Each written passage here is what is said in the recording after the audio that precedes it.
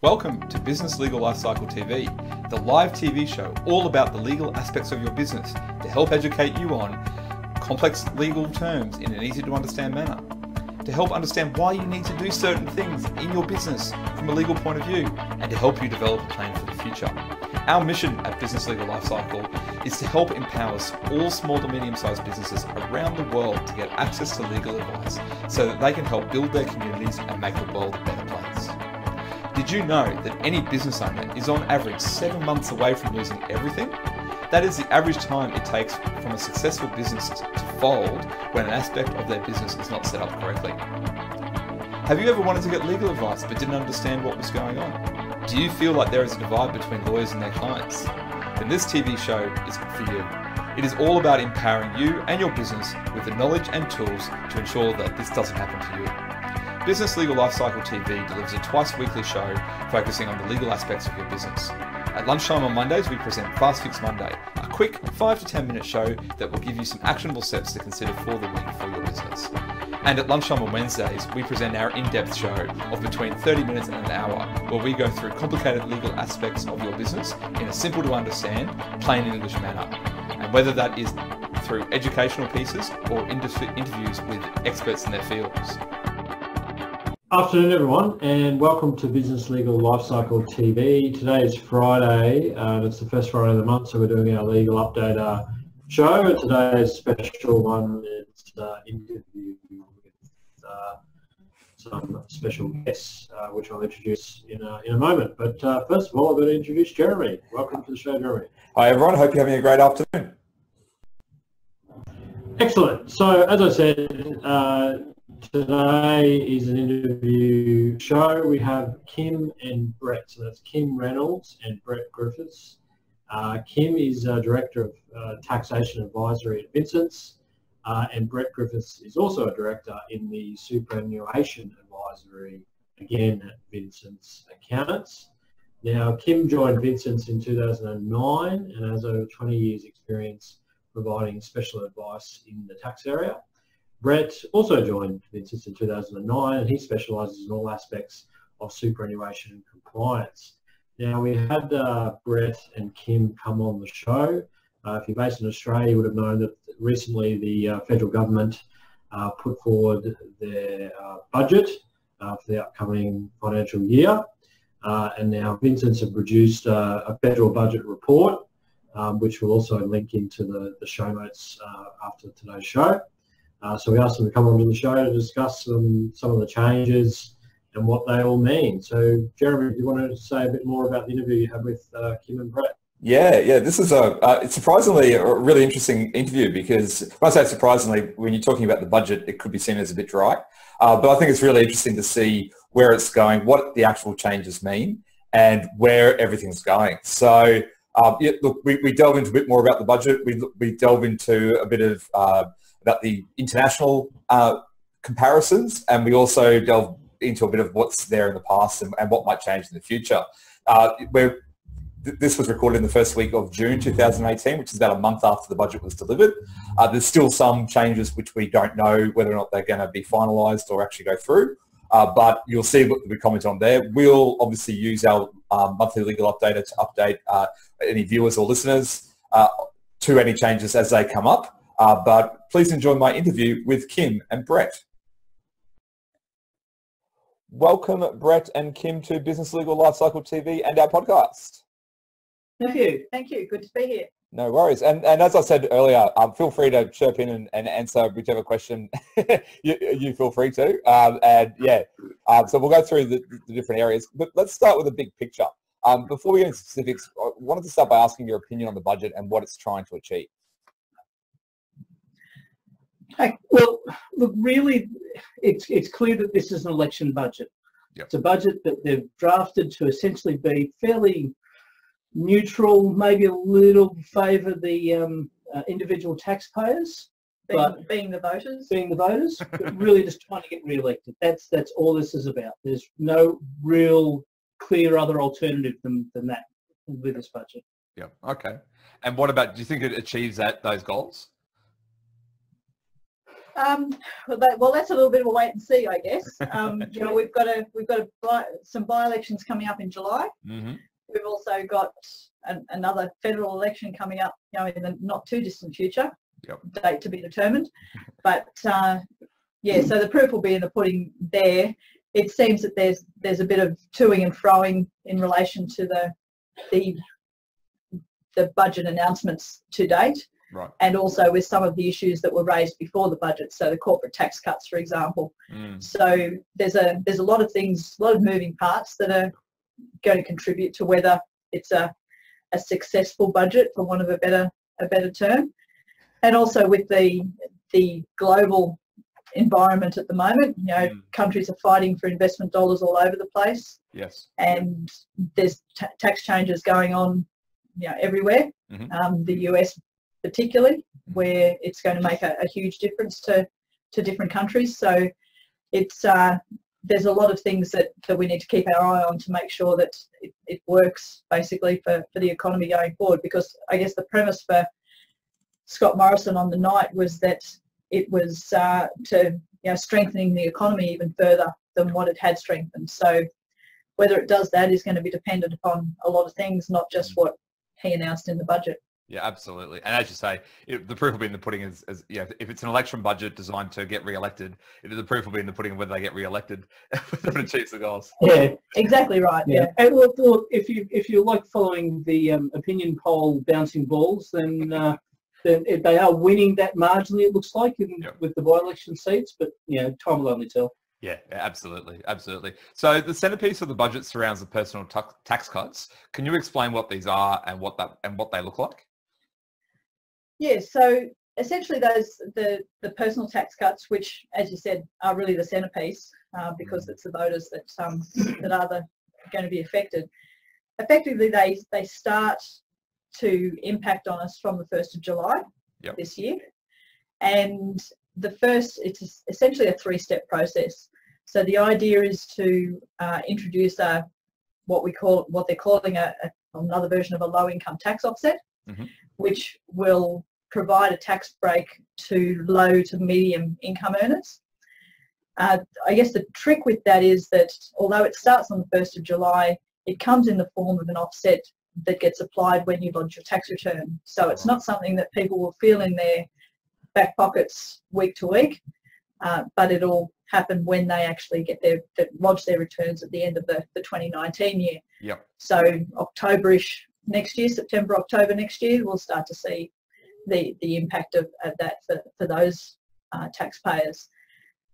Alongside that, there's also the starting to flatten out tax rates and the brackets essentially for all individual taxpayers. And that's going to be done by gradually increasing the tax-free, not the tax-free thresholds, one of the marginal tax rate thresholds from that's currently at 87,000, going to lift that to 90,000. So people that are paying 32.5%, that'll capture an extra $3,000 worth of income. Okay.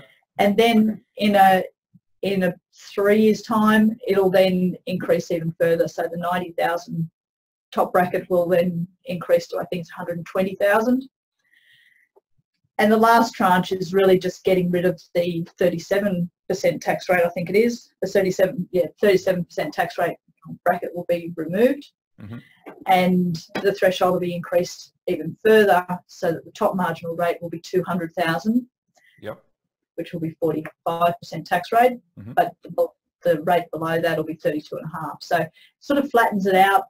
It'll happen over a period of time, over a number of years. That legislation has been introduced into Parliament, but it hasn't been passed as yet, because like I said earlier, there's a lot of moving parts to this. And although they in some ways stand alone, they are interdependent upon one another. And some of the parties have been up in arms about the fact that the government introduced these 3 steps in the changes to personal tax rates as one package rather than as 3 separate bills. So although there might be broad support for the first step, there's not broad support for the second and third steps. So, but the government at this stage isn't prepared to split them up. Yep. So it's a plan. It's in line with what's happening internationally. Yep. But how that actually gets across the line, again, is a little bit of a wait and see to see who blinks first. And particularly when you're dealing with these proposed changes that have a long lead time, they're all introduced by legislation and they can be removed by legislation or altered by legislation. So just because they get introduced doesn't actually mean that that's what will actually end up happening. That's right. And dealing with super, you learn that pretty quickly.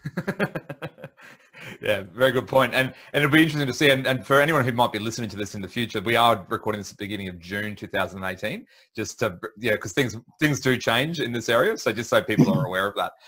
So what other changes have been highlighted for individuals in the budget? As far as individuals are concerned, there wasn't really a lot that was of other things that were introduced. One of the things that will have an impact is the changes to the Medicare levy. Yep. So previously we had been advised that the Medicare levy would be increased from 2 to 2.5% from the 1st of July 2019. Yes. And that extra 0.5% was going to be introduced to fund the NDIS. Yes. Now, the government has realised, interestingly, just since their mid-year economic forecast back in December, that their tax receipts and also the strengthening of the economy has been better than they anticipated, and as such they've said that they don't need to increase the Medicare levy. so essentially it's going to stay at 2% because they say they don't need that extra 0.5% funding. As Brett and I had been talking yesterday, that it's they'd already sort of won that political battle, that we'd come to terms with the fact that it was going to be 2.5%.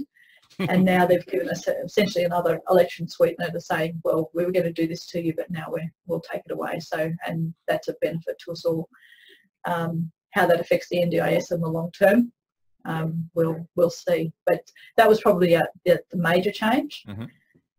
From an integrity perspective, and I know we're going to be talking about integrity measures as far as businesses are concerned, but from an individual perspective, there's been a large focus from the tax office in the last 2 years, I guess, in relation to making sure that taxpayers are actually paying the tax and not claiming deductions that they're not entitled to, etc. A good example of that is the inverted commas standard $300 deduction that some people might claim. That the government's concerned that there are a lot of work-related deductions being claimed that aren't necessarily valid, for want of a better term. And so there's going to be an increase in the level of compliance reviews in respect of individuals. Right. So we'll see that through data matching. So we have a lot of data matching activity going on, year on year, and that can be matching credit cards to what's on in people's tax returns, motor vehicle purchases and sales, based on, if I go and buy a $50,000 motor vehicle, then the tax office will know that I've bought that, and if the income in my tax return doesn't reflect that I should be able to afford that, then I might get a question as to, well, how did you get the money to do it? So a lot of that sort of activity going to be happening. Yep. And also a lot of data sharing between different government organisations and departments, so that they can identify or more easily identify transactions in a real-time sort of sense, and preempt particular transactions and how we might treat transactions. And we've seen that over the years increasing. Yep. So if a taxpayer might sell a property, and the tax office might send us as tax agents a letter saying that we've noticed that your client has sold this property, and just a gentle reminder that this may need to be included in their tax return at the end of the year. Yep. And then we've also got the increasing pre-fill in tax returns, so the tax office provides us with a lot of data that goes into tax returns these days, and you'll see that if you prepare your own return using the MyGov site. Yep. And so things like interest and dividends and the like, all of those things are coming through from the tax office and being provided to them by the banks and companies that are paying these dividends. So with all of that together, the integrity measures are really sort of strengthening, and the use of technology and the power of being able to sort through data quite quickly and with relative ease is making there's sort of an information overload, but they're able to do a lot more with it as well. I think that's a great point, that people don't realise that the government does have access to all that data. Yeah, I've seen that with tax. I've seen that with stamp duty. Yeah, just to talk about a different type of tax. People think they can get away with not paying, like taking first homeowner duty and not paying the full amount. And then it gets data matched that they're actually renting the property out. And I think people need to be aware of the fact that more and more governments are going to be data matching, and so you can't get away with what people thought they could get away with in the past. I think that's a good point, Kim. Yeah. That's exactly right, yes. And I think in the last 12 months we've also seen an increase in the tax office using SMS messaging with taxpayers. So when they know that there's a tax bill due to be paid, then they'll send a text message to the taxpayer. And just a gentle reminder that your tax bill's due. And apparently they're getting quite a lot of success in recovering amounts owing from using that. So they use all avenues are available to them. And I think I'm right in saying, Kim, that the tax office data match, or at least analyse something like 300 billion bits of data. So as far as transactional data, because every now and again they'll look at credit cards, everyone credit card statements, and looking for unusual activity amongst that to see if people are living outside their means as far as their what they're declaring as income. So the ability of the tax office to data match is actually quite scary. Big Brother's definitely out there. Absolutely. eBay transactions is another example where they do data match the eBay transactions that take place. So if you're a seller on eBay that believe you're undertaking a hobby, and they see that the volume of that activity is quite large, then they there may be a letter in the mail saying that it might not be a hobby after all. Yeah, and you might think you've got away with it after a year or two, but sometimes these letters can come 3 or 4 years later once they've actually got through the data. And as technology gets better, they're only going to be able to data match that information more directly as they go, aren't they? Yes, that's correct. Yeah, it's becoming more and more real time. In years gone by, it was not a matter of it was if you got caught as opposed to when you got caught, and now I think it's the other way around. It's definitely more a when somebody's going to ask the question, and because they've got access to it in real time, in close to real time anyway. Yeah, absolutely. Well, let's move on to the changes that affect businesses, because as you know, this is the focus of Business Legal Lifecycle TV is on small to medium-sized businesses. Can we go through the major changes for businesses that came through in the budget, please? Yeah, sure. So as far as businesses are concerned, as we said at the outset, the main focus is really the individuals and the taxpayers, the voters, because it's an election budget. So as far as businesses were concerned, there wasn't really a lot in there. There are a lot of things that we were waiting for from a business sense, but not a lot really happened. I think one of the major items of having potential impact to small businesses from a dollars perspective is the extension of the $20,000 immediate tax deduction write-off for acquisitions that they make. So that was supposed to finish this year, but it's been extended for another 12 months. So that's a positive. But then I was reading in the paper, I think just this morning or yesterday, that there's a lot of businesses out there that aren't really using it because small business owners are time poor and don't really get time to go out and devote the necessary time to go and make those big spends, even though they might need it and might be of benefit for them. They just don't have time to deal with it. So it's not getting as much of a take up as the tax office or the government might have hoped, which is good for the revenues perspective, but not so good for who they're trying to sell it to. That's right. And I guess one of the other things in relation to that is that the testing for those $20,000 write-offs, it comes down to the size of your turnover, and it only impacts on small businesses. Yep. And determining whether an entity is a small business under the current tax laws can be quite challenging, depending on the types of entities that you've got in your group. Yep. And different definitions that are currently, or interpretations that are floating around about whether someone's carrying on a business versus the proposed changes of base entity passive income for changes in corporate tax rates. Yep. And so all of those things sort of impact on whether a business can get access to it. So that's probably making it a little bit harder than people would like as well. Yep.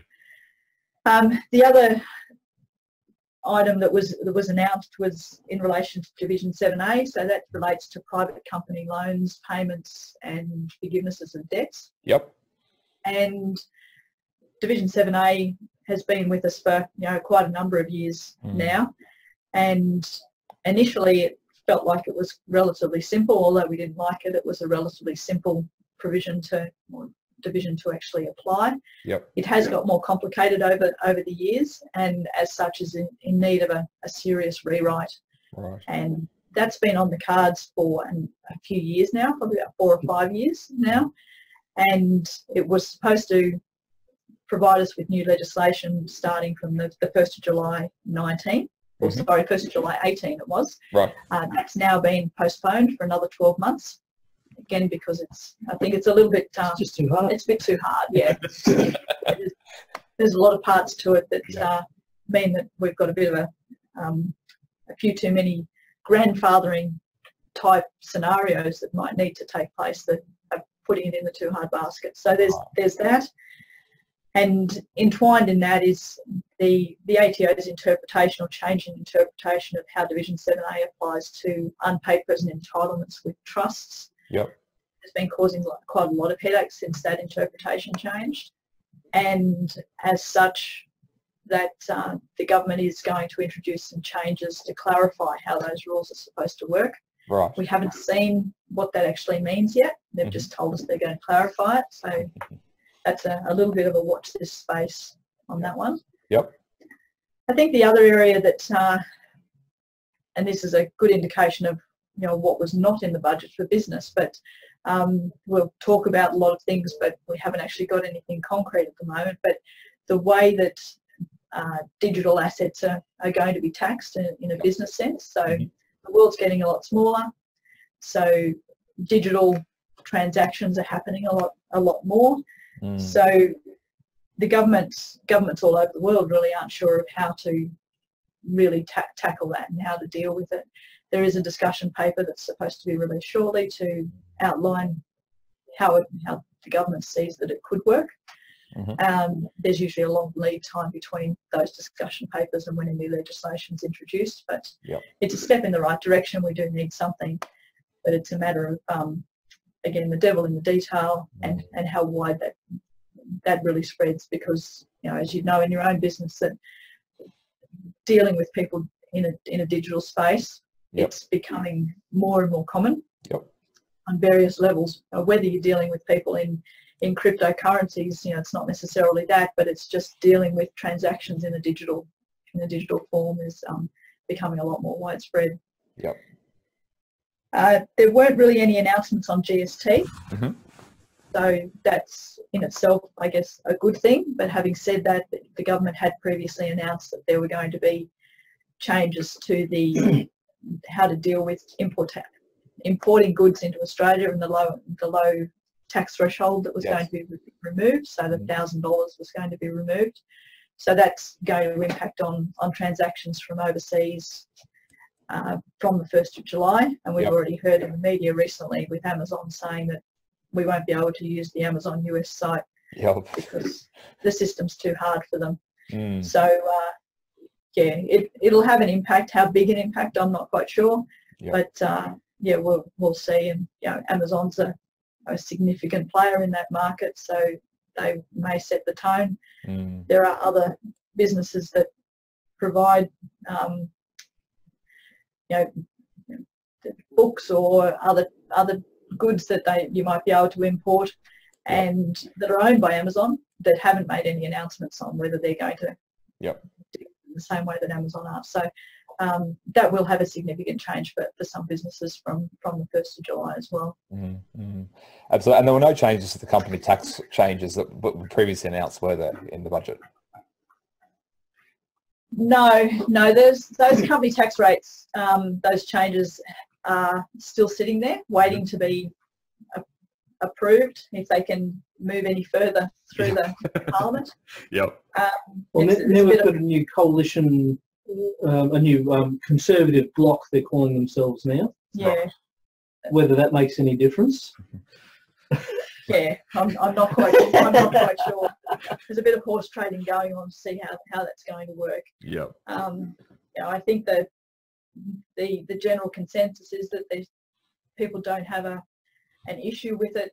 And the parties particularly don't have an issue with the changes in tax rates. Yep. It's more the threshold levels of which those changes in tax rates will apply. So in the last 12 months we've had discussions about large multinationals not paying the right amount of tax, whatever that is in Australia. And then this end of the year we're having a discussion about providing them with the tax cuts. So there's a bit of a disconnect there in the discussion that people can't quite get their heads around. Yep. Corporate tax rates around the world are reducing. Ours are relatively high. So on the higher end of normal, I guess. So it's they're going to come down at some point. It's just a matter of whether the government gets them to be able to come down in the way that they envisaged when they introduced the legislation. And looking at over a 10-year period is when we've only got essentially 3.5 year terms for governments is it's crystal ball gazing, really. It's very hard to have a long-term strategy when you're only going to be in government for 3 years, which is exactly right. Yeah. So that's right. As you know, we have viewers and listeners from all over the world. How does our tax changes and really compare with other countries in a broad sense? You have to go through the specifics.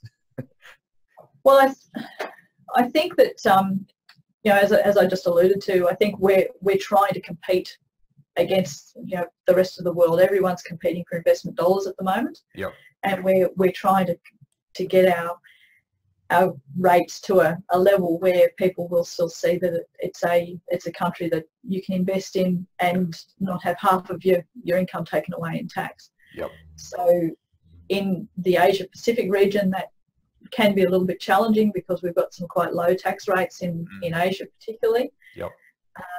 But having the US, move their rates down so dramatically, so quickly, has caused everyone around the world to actually look at what their rates are.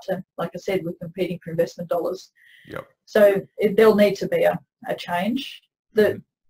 All the tax in first world countries, the tax systems are all complex in this day and age. Yep. It's really just a matter of what it is that you're looking at and what you're trying to deal with at the time.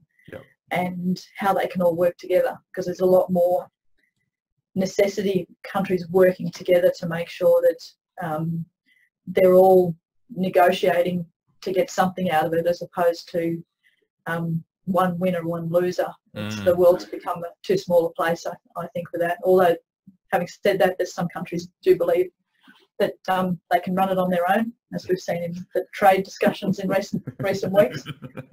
Yep. Yeah. And a direct comparison can be quite difficult too, particularly from an individual tax point of view.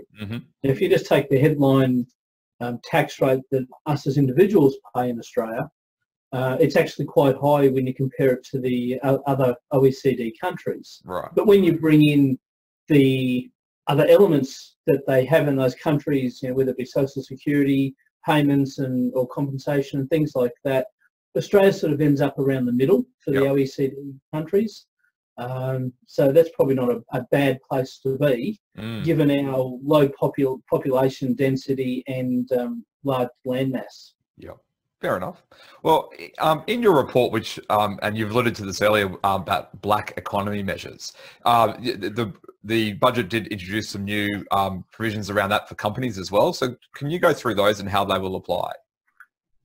Yeah, well, there are a couple of measures, or a few measures that were really introduced in relation to the black economy. I guess one of them was in respect of limiting the level of cash receipts that were able to be received by entities and individuals, I guess. So from the 1st of July 2019, then there's going to be a limitation on cash receipts that can be received by a business to under $10,000. Right. So at the moment, if a bank transaction goes through, I put money into the bank or I take money out of the bank that exceeds $10,000, then the bank has an obligation to report that through AUSTRAC. Yes. This is something similar that, well, it's the threshold is similar, but it's essentially saying that if I'm doing business with Brett to renovate my house, for example, then I can't pay him cash of $15,000. I've got to find, it's 3 lots of 5, basically, that I'd need to be able to do that because of that $10,000 threshold. How practically that's going to be monitored and managed, I'm not quite sure. It seems like it's noble, I guess, in what they're trying to achieve, but the practicalities, I'm not quite sure how they're going to achieve the outcome that they're after. Yeah, it's a bit hard to say that if you don't know that transaction's occurred, how do you punish someone for not disclosing it? That's the big exactly problem. Right. Yes, yeah. And given that the individuals that are handing over $10,000 or more in one pop are probably dealing in the black economy anyway. That's right. Yeah. They may not be quite so willing to. This is just going to be a hurdle to deal with. So I think that'll happen. The other things that have happened on a business perspective is that businesses won't be allowed to claim a deduction for the payments that are made to employees where their PAYG obligations haven't been kept up to date. Yep. So if I'm paying my employee's salary, then I'm supposed to pay their PAYG to the government at the same time or to the tax office. Yep. And within a period of time. And so if I haven't paid that, then I can't get a deduction for the net amount that I've actually paid to the employee for their wages. So that will have an impact on some employers because PAYG payments can become a bit tardy, and particularly in businesses that might be struggling in a cash flow perspective. Yep. So there's a need to keep an eye on that. And this is one way that the government sees that they might have a bit of leverage to persuade people to make the payments. The other one that I found quite interesting was there'll also be no deduction for payments that are made to contractors where the ABN withholding obligations haven't been met. Mm-hmm. So essentially, if I'm contracting with somebody and they're supplying me with something and they've not quoted me an ABN or a correct ABN, then I'm required to withhold the top marginal tax rate from the payment before I actually make it to them. And so that requires me as the payer to check whether their ABN is a valid ABN. Yep. And if it is, then that's all fine, make the full payment to them. But if it's not, then I have to make this withholding, pay them the net amount, pay the balance to the tax office on their behalf.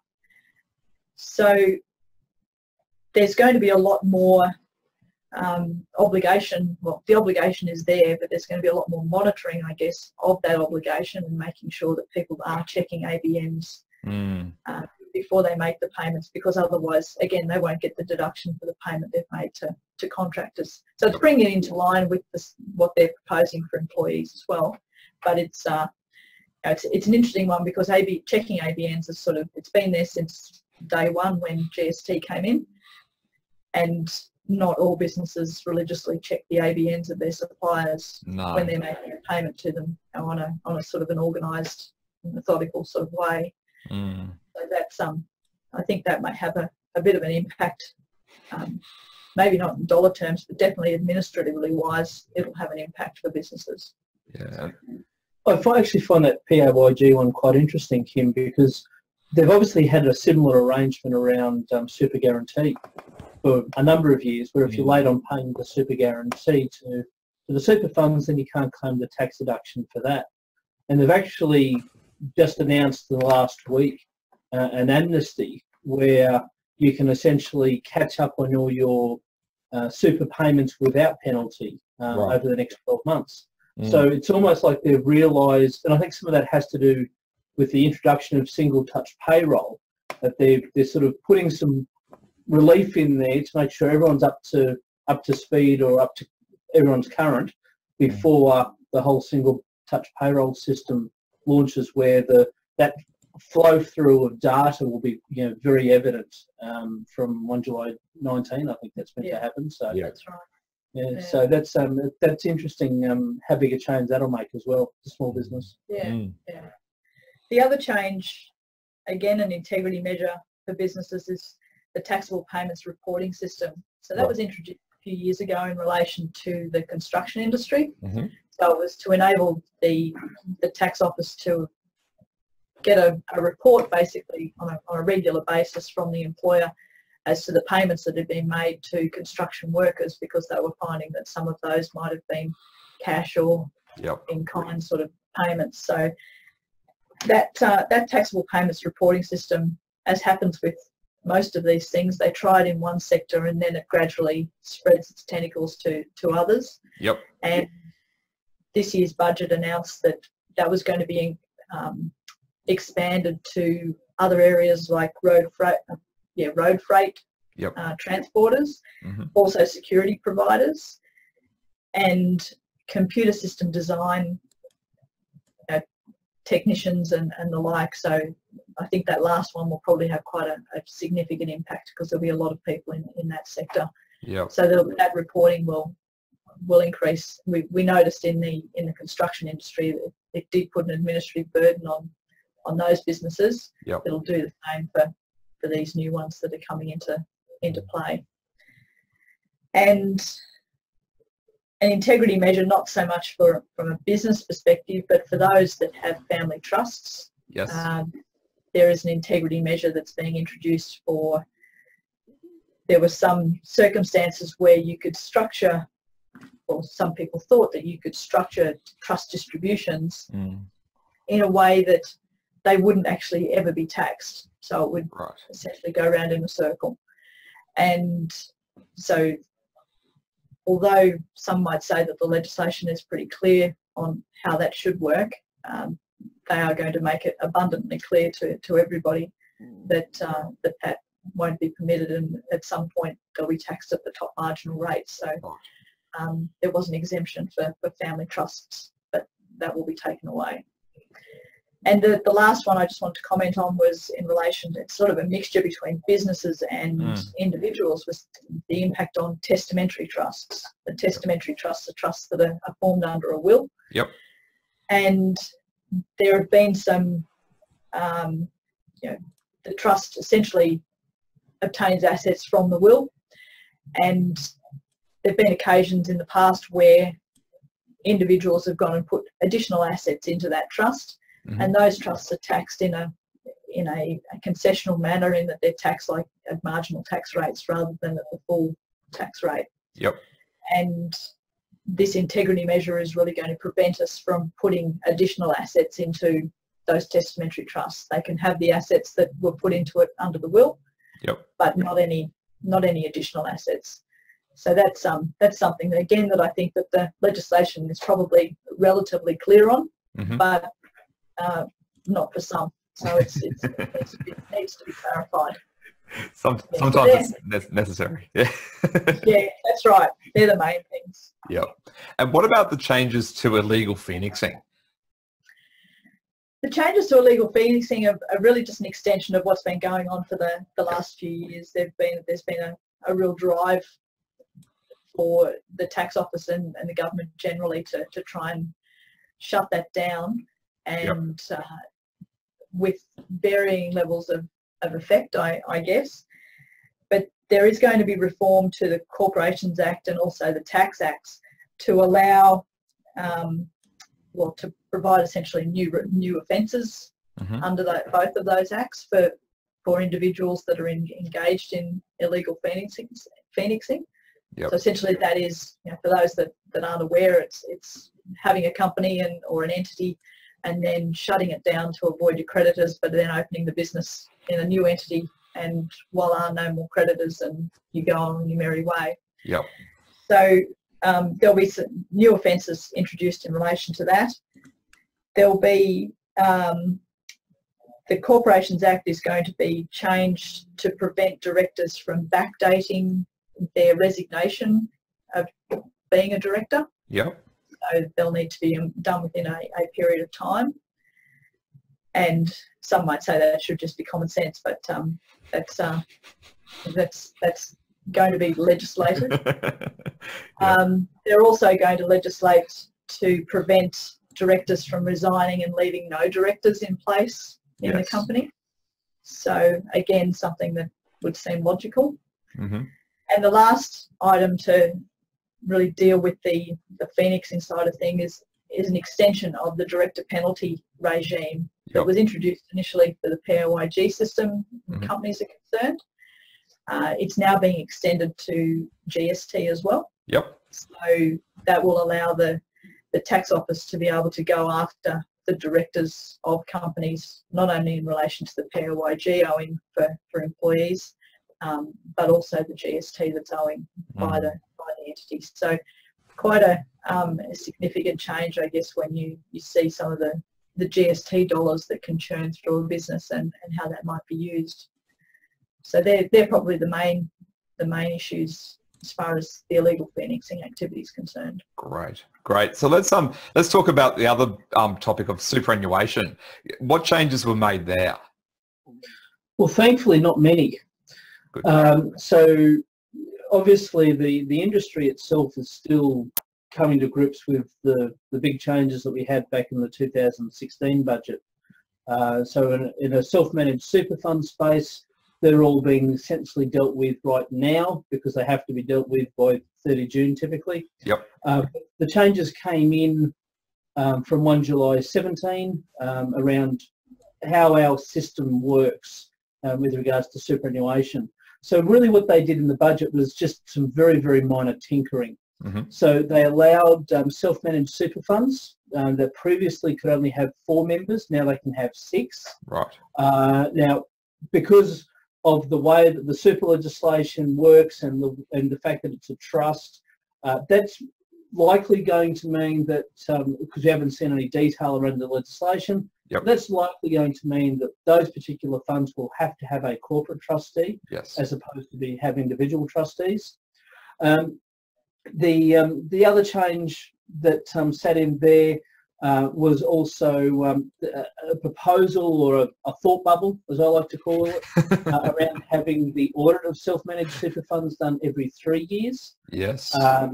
That's one of these grandiose notions of trying to save a few dollars for trustees of self-managed funds, but the practicalities behind that and the industry backlash just generally will be, there's a fair way to go. So when they announced that measure, they said that they would consult with industry on that one.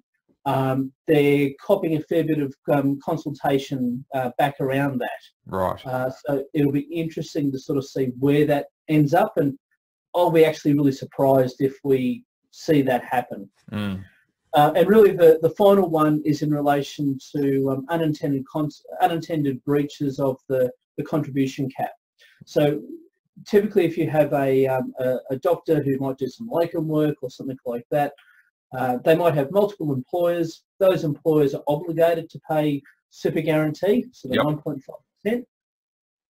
Now, if every employer does that, then that individual is likely to actually breach their contribution cap of 25,000. Yes. So what they're allowing the individual to do is to go back to an employer and say, hey, I'm already getting enough super guarantee from these other people. Can you stop paying don't pay my super guarantee? Right. But that's a fairly, I'll call it niche area, but it certainly, it impacts a number of people, but as far as a broad brush, that's sort of the extent of the changes. Excellent. Well, thank you, Kim and Brett, for giving us a lot of information. I know that the viewers and listeners would be very interested to see what actually happens. We were hoping that maybe during the show a month after the budget that we might have a bit more clarity over what happens, but I suppose that's just not going to be possible with the government in Australia the way it is. Is there anything that we've missed that you think is important that you want to get across to people today? No, I guess it's really just, as we said at the outset, this is an election budget, and having said that, I think we also need to keep in mind that the opposition parties' view on certain things. So, in a tax sense, there've been some discussions by the Labor Party about not allowing the refund of franking credits for to taxpayers. So that will impact individual taxpayers, retirees with superannuation funds, and could have quite a significant impact to particular individuals. So that's something that's very different between both sides of the House. And also the Labor Party is also talking about reducing the CGT discount, the 50% discount, and cutting that in half. That will also have an impact, and it's something that the government itself has said it's not entertaining. We've heard various discussions about negative gearing over the last few years, whether they could get that across the line, given that it impacts on mums and dads. I don't know that would happen in this election anyway. Well, I still think it's actually on the Labor Party's policy agenda. So I think they'll actually run to the next election with it. But as you say, whether it actually happens or not is another question. Yeah. So they're probably the main things. It's full of election sweeteners. We've got the Super Saturday by-elections coming up in July. Once that happens, the air might have cleared a little bit, and we'll be able to see a little bit more clearly as to what might happen. But yeah, there's still a long way to go before we can see the actual implementation of these budget announcements. Great. Well, as I said at the beginning, we'll link in the show notes a copy of your report that you, Vincent's published on the budget. If people want to get in touch with you to find out anything more, what's the best way to reach either of you? They can contact us by email or phone, and we'll. I think our details are actually on the back of that report. Yes. So if they download the report, then our contact details are there. Great. But otherwise, just call Vincent's, and they will know where to find us. Very good, very good. Well, once again, thank you very much for your time, and I'll speak to you soon. Thanks very much. Good to talk to you. Well, I hope you all enjoyed that interview with Kim and Brett, and you learned something new about the budget and where things are going. I found it a really interesting chat, and I think that there's a lot to be still seen as to what's going to actually be passed and what is actually going to make it into the law. So watch this space. We'll keep you up to date as things pass. Craig, do you want to finish off? Yeah, absolutely. As always, thanks for joining us. If you want to check out the show notes for the interview, go to the Business Legal Lifecycle website, and it's /098, which is show 98, to get the show notes and the links in relation to the Vincent report. We'll be back again next month with more legal updates, and again on Monday for Fast Fix Monday. As you know, if you've tuned into any of the previous episodes this month, we're talking about litigation and disputes. All right, so we're back again on Monday. Thanks, everyone. We'll see you then. Thanks, everyone.